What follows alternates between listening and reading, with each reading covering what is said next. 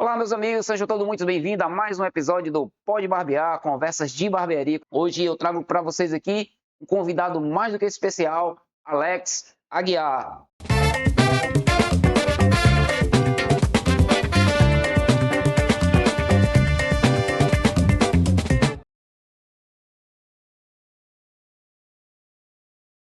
Você que está aí, que tem algum tipo de deficiência visual, dizer que eu sou o Ferreira, sou um homem de média estatura, tenho um cabelo preto, barba grisalha, longa, estou vestindo uma camisa preta, uma calça preta, estou aqui no ambiente da barbearia, que é um ambiente amplo, cheio de quadros na parede. Nós estamos aqui com uma mesinha no centro, as canecas do Pode Barbear, na cor preta, um telefone antigo bem no centro da mesa. Atrás tem uma plantinha, uma costela de Adão, e do meu lado direito tem o meu convidado, que é o Alex Aguiar. Alex, seja muito bem-vindo, cara. E para mim é uma honra, uma satisfação ter você aqui como um dos convidados do nosso episódio. Para mim, cara, é também um prazer estar aqui para conversar com esse grande amigo, esse batalhador na cultura aqui, nesse ramo também de barbearia. Para mim é um prazer estar aqui e conversar com você, esse tempo que a gente vai fazer aqui, que vai ser, eu tenho certeza que vai ser de muito grato. Cara, massa, muito obrigado. Disseram, acho que o principal instrumento hoje da nossa conversa, Uhum. esse garoto aqui, não especificamente esse, mas a cultura que está Do por trás vinil, uhum. dele, né? E, cara, muita gente diz que esse negócio aqui ia se acabar, né? Pessoal de sério. Mas esse bolachão preto aqui ainda continua atraindo uma multidão de fãs, correligionários, pessoas que são apaixonados e aficionados pela cultura do vinil. E é sobre isso, porque se vocês não sabem, o Alex, ele tem uma das maiores lojas aqui em Fortaleza, faz parte de um movimento que é o movimento do vinil, e é a Freelancer Discos, que tem duas lojas em Fortaleza, uma no centro, E outra no Quintino Cunha. Coutinho Cunha, né? Isso, uhum. E, cara, eu conheci o Alex e para mim foi uma grata satisfação, porque, além de tudo, ele gosta de rock, gosta de música boa, gosta de um monte de coisa, e é aquela afinidade que a gente bate e é muito bacana. Cara, conta aí, como é que foi essa história aí? Essa história que é longa, né? Mas a gente vai tentar contar ela nesse tempo que a gente tem aqui. Eu, como sempre, fui apaixonado por música, desde pequeno, né, cara? Quem não era da minha idade, a gente sempre tinha em casa discos, né? Fita, cassete, rádio para tocar, né? E o vinil, sim, esse me pegou de primeira, né? Sempre achei muito bonitas as capas, tipo o vinil, aquela agulha quando cai em cima do vinil que sai o som. Eu achava aquilo tão mágico. Onde é que sai? Como é que vai? Como é que faz aquilo, né? E isso aí a gente só vai saber depois, como é que sai aquele som entre as trilhas do disco, né? Isso é apaixonante, né? E aí, quando eu era muito novo, eu já comecei a colecionar discos, né? Nem sonhava em um dia ter uma loja de vinil, nem nada, né? Mas colecionar sempre eu tive vinil, né? Isso no começo dos anos 90, 91, 92, eu já tinha, né? Isso com 13, 14 anos. E aí veio o CD, a medida do CD, né? Derrubou muito, né, o vinil, né? Tanto que o pessoal trocou muito seus discos pela medida do CD. Mas ele ficou resistindo bravamente. Hoje em dia vende muito mais que CD, que ninguém compra mais CD, né? Ele resistiu e hoje em dia é lançado direto vinil, né, cara? Ela é lançado, relançado. Hoje em dia a gente tem revistas Noise que lança todo mês um. Tem a Universal Music que voltou com força total. Você assina, recebe um disco do mês todo dia em casa, sem falar os relançamentos que eles estão fazendo, né? Tem a Polisson, que foi uma das únicas bravas guerreiras que continuou na época, né? Segurando a onda, lançando, né?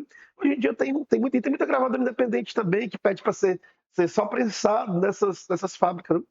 Você cria um SIG de selo, né? Cria um selo, na verdade, cria um selo e pega a obra do artista, manda prensar lá em São Paulo, né? No Rio. Outro Cara, você já lança, né? impressionante, né? Eu me lembro que o vinil, ele passou por diversas fases, né? Então, assim, eu acho que o primeiro grande desafio foi esse encontro dele com o CD, aqueles Foi um aparelhos de desafio CD, grande, DVD. porque também era a qualidade do CD é muito boa, né? Muito boa para você pegar, mas a qualidade do CD é feita para aquela obra que foi feita no CD. Tá entendendo? O CD quando começou a ser vendido, tipo, no final dos anos 80, começo dos anos 90, Aí você pegava uma obra que foi gravada tipo em 69, 68, por aí, aquilo ali foi gravado com os instrumentos analógicos, né? Com tudo, mixado. Aí o CD, quando veio, ele veio, dava um som muito bonito, mas tirava a beleza daquela gravação analógica que foi feita. É tanto que muita gente não queria, muita gente que lançava disco, quando eu ia escutar um disco que foi lançado nessa época, até nos anos 80 também, você sentia que ficava faltando ali uns graves, ficava faltando algumas coisas. Aí muita gente prefere pegar o vinil original do que ter um CD. Pois é, Assim quando apareceu, ele foi muito, né, muito procurado, porque é uma coisa era pequena ali, novidade, né? Fácil de novidade, transportar. fácil de transportar, você pode colocar no carro, aquele negócio todo. Já o vinil é mais complicado, né? Mas o vinil é como se fosse uma obra de arte, né? Tanto a capa, com encarte, você viaja naquilo, né? Dava emprego para uma par de gente também, tipo, tinha empresas que eram especializadas só em fazer capa de discos, né? Você já tinha que fotógrafo que fazia só as coisas, as fotos para as capas dos discos. Tanto que Tinha, muitos discos eram chamados de álbuns, né? Porque é, eles tinham às vezes, a história da música era contada tinha, através de tem uns que fotos se via com livreto, né? e Com livretos lindos para você dar uma os olhada. cartazes, Os posters posts, maravilhosos. O pessoal roubava tudo que estava na parede. atrás da porta do guarda-roupa. É isso. É desse naipe. Uhum. Aí só tinha tudo isso. A pessoa sente falta. Hoje em dia, o pessoal já não quer mais CD, né? Pouca gente, né? Tá tendo um tipo de luzinha ainda do CD, mas como um item colecionável mesmo, né? Pois é, então, o passar do tempo trouxe esses testes de resistência, Teste né? de resistência, né? E o CD não se provou muito, não tem se provado muito Pois como muito resistente ao tempo, aham. né? Hoje em dia tem um pessoal que é a galera que curte mais metal, né? Eles estão lançando muita coisa em CD também ainda, sabe? Mas assim, ainda tá muito devagar, sabe? Porque com os MP3 da vida que apareceram, né, cara? Os streamings, tipo Spotify da vida, Deezer, essas coisas assim todas, eles acabaram também, massacraram mais ainda, né? Tipo a pirataria também. É porque já Mas é hoje digital, né? é, O CD já é uma coisa que é extremamente pirateado, né? O CD. é muito fácil também, né, cara, piratear diferente do vinil, que é muito difícil, né? Porque se você for piratear um vinil original desse, vai ser quase do mesmo preço para tu fazer um original, né? Mas o CD não, naquela época, cara, tinha gente que era especializada só em piratear. O artista bom tava ganhando ali, né? Tá aí uma coisa que é bastante causa dúvida um par de Uhum. gente, né? Que é a questão da musicalidade ou da qualidade sonora Uhum. da emissão de um vinil para É, outras mídias. Então, muita gente diz, esse povo é muito aficionado, eu vou querer ter esse trabalho todinho, uma agulha, aí limpa o CD, porque tem todo um tem cuidado, todo um né? Tem cuidado. toda uma cultura. Mas, na verdade, tem muita gente que, às vezes, assim, não vê pelo lado cultural e o lado bacana, porque o mundo, ele se tornou uma coisa muito mediática, sabe? Tudo tem que ser rápido, tem que ser, você não para pegar, tomar um café e assim, conversar, colocar um disco, escutar o lado do disco A todinho, depois escutar o lado do disco B todinho, outro lado. Não, hoje em dia, até na hora de tu ouvir música, tu vai ouvir música, coloca aqui, não, vou passar essa aqui. Você não tem, ficou frenético demais, certo? Até para essa sociedade que a gente está hoje em dia, é até uma terapia tu ouvir um disco, cara. Tem uma terapia. Eu tenho isso comigo, que todo dia pela manhã, por mais que eu tenha muita coisa para fazer, eu boto um disco para me ouvir antes de sair para trabalhar, escuto, vou lá, tomo meu café, fumo meu cigarro, não fumo, mas eu fumo meu cigarrinho e fico com calma, porque a vida já é tão frenética que você tem que fazer esse tipo de coisa hoje em dia. Tem que parar, tem que desacelerar. Hoje em dia você tem que desacelerar um pouco, porque está muito frenético. É tudo informação muito rápida. É um celular na mão correndo para um lado para o outro. Você tem que voltar a alguns costumes que são bacanas, até para a tua qualidade de vida. Eu estava vendo que nós somos mais ou menos da mesma idade, né? Eu É. tenho 46 anos, o Eu Gabriel tenho 46 também. 46, pronto, mesma época. Pois é. E aí, uma coisa que eu achava muito bacana, antigamente, como eu morei no interior, uma boa parte da minha vida, eu ia com meu avô nos comércios locais. Pois é. E as mercearias de interior, elas eram verdadeiros museus, né? Sempre tinha muita coisa também. Sobre o interior também, né? Tinha muita coisa, velho. Assim, tudo para vender. Desde o anzol, até a hora de pescar, Anzol, baladeira. baladeira, faca. Só tinha uma coisa que era bacana nessa época, que era exatamente esse bate-papo que tinha. O cara chegava lá, aí ele ficava pedindo as coisas e conversando, aí tomava uma xicrinha de café. Isso, E as lojas de disco, isso também, ô Feira. Nas lojas de disco eu fiz amizades. Quando eu era mais novinho aqui, que eu ia ali para a loja Discos Raros, eu ia para lá, conheci o meu amigo Marquinhos DJ por lá. Gente, aqui, eu vendo aqui o disco, se virei, cara, tu conhece esse disco? Cara, eu conheço. A gente fiz amizade com o Wagner Venturini da FM 93, assim também. E as lojas de disco também para isso, para você conhecer pessoas, perguntar sobre o artista, conversar com o dono da loja também. O que tu acha desse disco? Mas até nisso, eu até falo pra galera, pessoal, que você vem pra cá, você vem com mais calma. A pessoa já quer vir, já quer pegar o disco, voltar correndo, né? Porque é esse frenesi, né? É tanto que eu tive que cadastrar os discos todos na loja, porque tem muita gente que não tem tempo. Tipo, não tem esse disco, aí se for o tempo de procurar todos, se não tivesse cadastrado, né? É só ir embora, né? Você tem um movimento de saber assim, não, aqui tem MPB, tem rock, né? Só que às vezes a pessoa já está tão aperreada, como se diz aqui, que eu preferi cadastrar todos os discos no computador, bota aqui, Beto Guedes, tal disco. Pronto, já aparece caixote 1, tal, não sei o quê, já vou no caixote 1, já pego justo para mandar.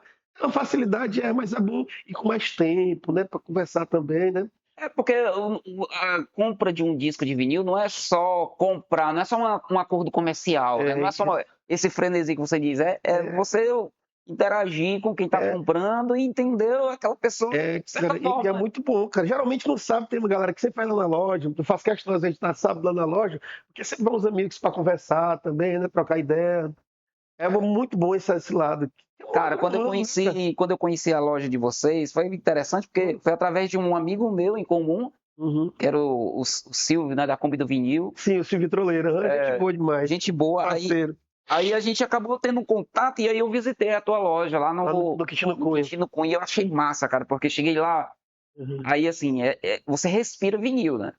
Cara, muito bacana. Você entra lá e você tem uma viagem no tempo. E é bacana, tipo, você abrir ali o vinil, você vê as capas, a qualidade da obra. E tem uma coisa que as pessoas também têm muita dúvida, E por que existe essa diferença de preço? Por exemplo, você tem vinil de 13, 15, 20 reais e você tem vinil de R$1.000, R$500. É como eu te digo, é coisa de colecionador e raridade. Tem discos que só tiveram poucas tiragens. Aí assim, você tem um disco que só teve mil cópias, mas foi lançado nos anos 70. Não teve reedição. Esse disco vai ser caro, porque vendeu e tem muita gente que descobre, né? Tipo, o cara pegou uma música ali que deu para samplear, algum DJ tocou. Aí vai dar um hype bacana no artista e na obra, né?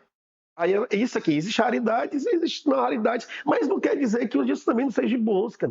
Tá aí, os discos do Roberto Carlos são muito fáceis de se encontrar, cara. A média de um disco do Roberto Carlos aqui é coisa de 15 a 20, no máximo 30. Se tu tiver ele originalzinho, que é o original da CBS, talvez você pague uns 50 ou 60 reais, porque é o que vale mesmo, e porque o que tem gravado vale a pena, né, também. Mas é um disco barato, mas é porque ele vendeu, cara. Ele, acho que, se eu não me engano, ele é o maior vendedor disso da América Latina. Aí você encontra, todo discoteca que eu vou comprar por aí, geralmente tem bem uns 20 discos do Roberto Carlos. Aí como é? Se tem muito, a procura e a oferta, né? Se a oferta é maior, cara, o preço vai lá para baixo. Né? Aí a gente pode pegar, por exemplo, um paralelo com o Belchior, né? Pronto, o Belchior, assim, ainda encontra muita coisa aqui. Mas depois que ele faleceu também, né? E sem falar que a obra é muito linda, né? Mas aqui em Fortaleza é o lugar que se vende o disco mais caro do Belchior, todo o Brasil. Porque tem muita gente que gosta do Belchior aqui, é da terrinha, né? Fica muito procurado, né? Eu viajei esse dia para Bahia, né? Eu fui para lá, peguei vários discos do Ednardo do Belchior, porque lá estava muito mais barato do que aqui. Dava para me revender, tá entendendo? Entendi. Pois é, porque aqui eu acho que é o lugar do Brasil mais caro para disco do Belchior. Eu vi essa eu acompanhei essa tua viagem lá na outra rede, né? Na rede vizinha. E eu achei bacana que tu visitou um senhorzinho lá, que é do vinil, né? Sim, aí vocês trocaram ideia e tal. Foi, cara, muito bacana, mas tipo que me foge aqui o nome do... Eu vi ele, é o Zezinho, alguma coisa assim. Cara. Eu não sei qual o nome. Eu tava no... uma loja lá que a gente, nessa época de Facebook, quando começou o Facebook, já tinha uma galera de amigos colecionadores de vinil, né? Aí já tinha um brother lá que eu já conhecia desde essa época, do começo. Ele deu um toque pra mim, Alex, ó, vai lá na loja de fulano de tal, fica lá em frente à Praça da Sé, vai dar uma olhada lá. Foi uma das melhores coisas que eu fiz, foi ter ido lá conhecido. Hoje eu tenho um TikTok, diz, Alex, você tá atrás desse disco? Aí eu tenho, mando pra ele me manda. Isso aqui é massa, assim, intercâmbio, né? Tipo de estado para estado. Alex, olhando assim hoje para a tua coleção, tu consegue mensurar o tanto que... Não, da minha coleção hoje em dia, depois que você abre uma loja de disco, queira ou não queira, você abre mão de muita coisa. Eu já cheguei a ter mais de 2.000 discos na minha coleção, mas isso mesmo para mim que eu gosto, né? Aí, mas hoje em dia eu tenho em torno dos 900 a 1.000 discos só, mas são o que eu quero. Eu acho. São aqueles colecionáveis, não, não Eu acho que uma pessoa normal, que não seja uma pessoa psicopata do vinil, uma pessoa normal mesmo, não seja que nem um doido aqui colecionador, ele tendo 400 discos, 350 discos, tá bom, tá ótimo. Passou disso, já fica igual a mim. Você tem que ter muito disco. Porque tem hora que você compra mesmo. Já cheguei a comprar disco repetido achando que não tinha. Aí, ó, se perdeu. aí depois quando eu cheguei em casa, vixe, Maria, às vezes é porque o disco é tão bom, e às vezes você acha que eu vendi esse disco, será que eu tenho ainda? Mas aí chegou repetido, a gente faz E troca. qual é o disco que hoje você diz assim, rapaz, esse disco aqui, ele é inegociável, é minha joia preciosa. Eu acho que hoje em dia, diz que negociável para mim, que sou vendedor, né? É mais difícil, né? Mas assim, eu tenho uma coleção do Black Sabbath que eu faço questão de nunca vender. Tem uns box do David Bowie que eu tenho há muitos anos também. Box dos Beatles, tem muita coisa que eu faço questão de não vender. Mas são coisas que eu batalhei muito para comprar, coisas que foram muito caras, sabe? E são coisas especiais que só saíram naquela época. Hoje em dia não sai mais. E se for sair, o que eu paguei, tipo, paguei R$ 2.500 num box dos Beatles. Hoje em dia você não compra por menos de R$ 6.000. Não compra, não. Impressionante, né? Impressionante. É do Bowie, na época do David Bowie, eu comprei. Tem um 3, acho que só saíram 4. O quarto eu já não consegui comprar. Porque já foi um dos últimos e o preço já estava muito alto. O dólar também subiu pra caralho, porque também são coisas importadas, né? E aí é no dólar, né? Que você compra, né? E fica bem caro, né? Mas eu tenho muita coisa ainda que eu faço questão de não vender, sabe? Eu tava vendo assim que alguns apaixonados pelo vinil, a maioria deles gostam muito de rock também, né? Tem muita gente porque a galera do rock, geralmente eles não venderam muito seus LPs, cara. A galera da Na MPB, época que foram lançados, né? na época, eu te juro, porque eu fiz essa transição também, junto, tenho muitos amigos roqueiros, né, que não venderam, foi poucos os que venderam. Aí Os depois, discos deles, tanto que quando voltou, deu esse boom, da volta do vinil, né? Da volta não, que ele nunca foi, né? Assim, de ser procurado com mais intensidade. A galera do rock ainda tinha seus discos. Eu mesmo fui um dos que não vendi meus discos, né? Pô. Quando eu comecei, já tinha, na época que o CD já começou a bombar mesmo, eu já devia ter uns 250 discos, 300, tá entendendo? Assim, como adolescente, 16, 17 anos, eu já tinha mais ou menos saído já. Tirei nenhum, não. Na verdade, eu fazia era pegar CDs importados e trocar com a galera para pegar vinil. Porque um CD importado, você vê como é que é a diferença. Um CD importado naquela época, o cara te dava 5 vinil, 6 vinil para um CD importado. Aí hoje em dia mudou totalmente, né? O cara pode dar uns 15 CD importados, não, dependendo do vinil, o cara não dá, né? não dá. Uhum. E tu falou antes, só recapitulando uma coisa que eu ia falar contigo sobre o vinil, a sonoridade do vinil, né? Que eu ia Sim. falar e tal, passou um pouquinho aqui. A galera também, às vezes, a rapaziada esperta, às vezes quer ouvir um disco numa aparelhagem muito fraca, sabe? Aí, assim, tipo, você não vai conseguir tirar tudo a qualidade que o vinil tem, colocando numa maletinha, né, cara? Porque hoje tem essa seção, hoje tem uns aparelhos que são vendidos modernos com um aspecto visual antigo, né? Retrô, Só que o pessoal, como é que diz assim, vende gato por lebre, né? Que bota uma agulha fuleiragem, aquelas agulhas de plástico, né? Aquelas simplesinhas. Não coloca, no lugar de colocar uma agulha mesmo, mais ou menos, né? Também. Fonezinho ruim. Ali, eu vejo ali que é bom para a pessoa que entrar nesse mercado do vinil, é muito bacana. Você pega uns discos usados, não é bom nem colocar um disco um disco novo na agulha daquela ali, na verdade, é nem melhor. Porque às vezes você pode até estragar seu vinil, né? Você pega um disco usado, né? Você compra um disco usado baratinho, de 10, 20, 30 reais. Escutar em casa é bacana, tomando um vinhozinho, de boa. Mas ali é um passo para você, se você quer ser colecionador mesmo, investir num som bacana, no toca-disco bom, que aí você vai retirar todos E a aí é todo. qualidade do vinil. Você tira mesmo. Eu digo porque eu tenho equipamento de som muito bom na minha casa. E assim, eu não troco CD nenhum, não. Tanto com um disco novinho botando lá, eu escuto tudo bem direitinho, bacana. O ruim é quando você tem um equipamento ruim, aí tu vai querer escutar um vinil Eu sempre falo que você escutar vinil é como se fosse uma reeducação de ouvido, de né? ouvido, cara. Porque Também você só vai tem ter que investir num equipamento que envolve o toca-disco, o receiver, isso. as caixas de som. Então É tem toda isso. uma aparelhagem que E dá uma assim, você não diferença. precisa que a situação, nem todo mundo tem uma situação bacana de comprar, de investir tipo R$ 5.000, R$ 3.000 num som bom. Você vai devagarzinho, compra um picapezinho tipo de R$ 800, R$ 1.000, compra um amplificadorzinho de 500, umas caixinhas, aí você vai fazendo um upgrade de vez em quando. Deixa eu trocar aqui, tô com dinheiro sobrando. Vou passar essas minhas caixinhas aqui, comprar umas um áudiozinho. Hoje em dia tem umas caixinhas pequenininhas, dessas importadas, que são excelentes, cara. Antigamente, Excelente mesmo. antigamente, o que foi que eu fiz? Hoje você não precisa ter mais aquelas caixas gigantes. Tem muita gente que gosta. Eu, particularmente, eu não gosto. Eu gosto tipo dessas torres mais modernas. É mais parecido Porque, com o monitor, né? porque também, às vezes, espaço para você. Que, às vezes, antigamente, as casas eram bem grandes, as salas bem grandes, né? Hoje em dia, o cara mora num apartamento pequeno, vai botar uma caixa de som tipo de 50 por 50, com a altura mais ou menos de 1 metro, 1,20 m, né? É meio Eu lembro que quando eu comecei a montar meu som, eu comprei o aparelho toca-disco teu e aí eu arranjei um negócio, uma troca. Esse Uhum. pessoal que vive com coisa antiga, Eu relíquias e sei, tal, uhum. um som 3 em 1 que eu tirei a parte do som e fiquei só com o aparelho para Só poder com o ligar. aparelho, só, tipo como o amplificador, né? É, Aí ligava nele. ligava. Aí Show assim, de bola. não entregava uma qualidade, mas Não, mas já quebrava um galho bacana, é melhor do que uma maletinha, né?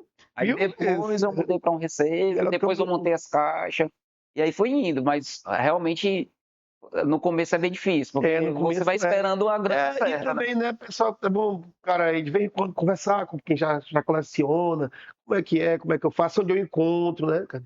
É porque Onde eu assim, é encontro. todo um mundo que está envolto ao vinil, que tem desde o técnico de som que está ficando cada vez Tá mais bem mais raro. difícil. Porque, como eu te falei, isso é uma demanda. Tem muita gente comprando toca-disco, muita gente, e são coisas antigas também. Tem até as novas, né? Que eu conheço aqui a galera que conserta, né?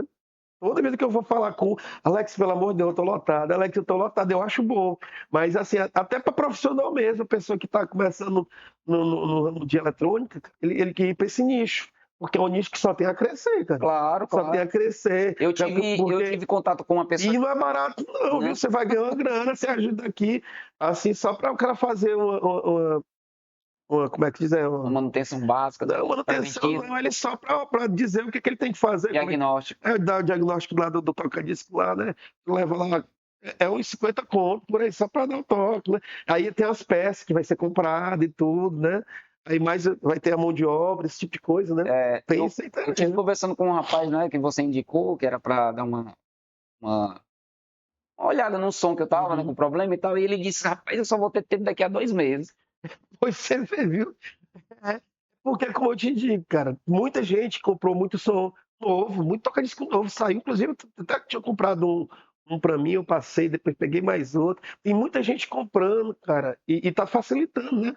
Você chega na Magalu aqui, entra numa dessas lojas, dessas varejistas grandes aí, você compra, tem aquela promoção de Black Friday, bota em 10 vezes sem juros, um toca-disco bacana. Agora, disco, assim, tocar disco hoje, qual seria, assim, a pérola, assim, no De Technics? toca-disco, Technics sempre é bom, né? Mas tem as marcas boas, a Audio-Técnica, que é uma marca nova, que é tipo um pouco da imitação do Technics, mas é muito boa também, mano. Muito boa e é um preço mais acessível, né? O Technics já tem aquele precisão, né? E o E eu Technics não... é uma coisa mais, assim, mais...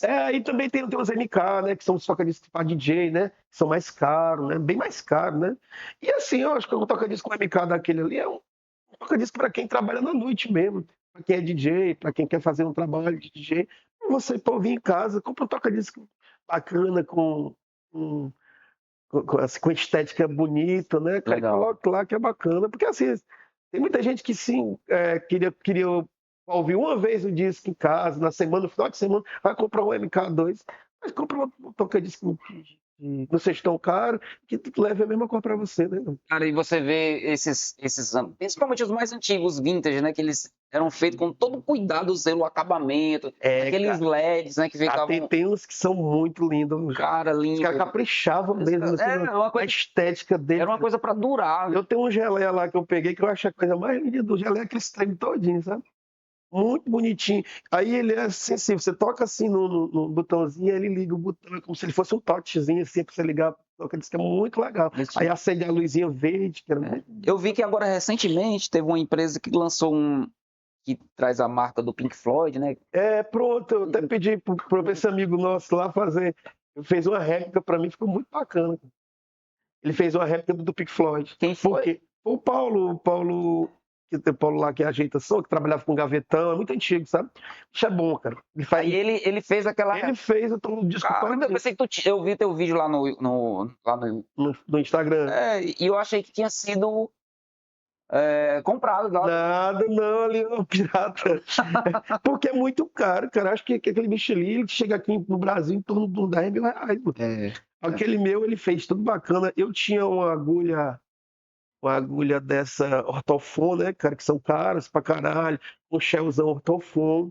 Ele tinha um shellzinho do alemão. Aí a gente fez deu um upgradezinho bacana nele, colocou uma agulha bacana e ele ficou pra mim por 2 mil reais. 2 mil reais, né? Aí valeu a pena, porque o original não dava pra me comprar, não. Cara, mas ficou muito bem feito. Assim, você vê como tem profissionais tão. Eu acho que ele ainda fez assim, mais uns 2 aqui pra Fortaleza. Massa, legal. Acho que ele fez uns 2 ainda. Acho que um amigo meu, Cezinha, comprou um pra ele também. Mas o meu foi o protótipo, o primeirão. Foi o primeirão. Tanto que eu dou Cara, que massa. Aí, Alex, assim, eu sei que vocês hoje têm um grupo bem forte, bem sólido, que fica girando em alguns eventos, né? Como é que esse grupo se reúne? Como é que acontece esses encontros? Isso é programado, não é programado? Porque eu sei que tem alguns lugares, estabelecimentos comerciais e culturais de Fortaleza que acabam trazendo a cultura do vinil para dentro, né? Isso é bom. É porque a gente, quando começou aqui em Fortaleza, esse boom do vinil, a gente começou num bar, né, cara, numa casa de show, que foi o Cuco Caia, cara. O Caia abriu a Dona Elaine e abriu as portas pra gente. E aí a gente ficou com as amizades, a gente é muito amigo, né? Tem gente ali que eu conheço há mais de 20 anos, né? Lá do Cuco Caia, a gente passou pro Mercado dos Peões, que já era um projeto já do Secot Fula, da Secretaria de Cultura aqui de Fortaleza, né? E aí a gente começou a reunir e a gente vai assim, conversando. Às vezes, quando o projeto é legal, até continuo, então vou. Quando eu vejo que o projeto não é bacana, às vezes não gosto de participar, não. Mas a gente está com um projeto novo lá no Floresta, o Pedro, do restaurante Floresta lá, foi muito legal com a gente, chamou. A gente não paga nenhuma taxa para participar, sabe? É uma coisa totalmente voltada para a cultura do vinil, para a gente, feito pela gente mesmo. E eu entrei de cara no projeto e estou junto com os meninos. A gente faz um grupo no WhatsApp, né? A gente faz um grupo, se reúne, a gente cria as artes, vai fazendo as coisas.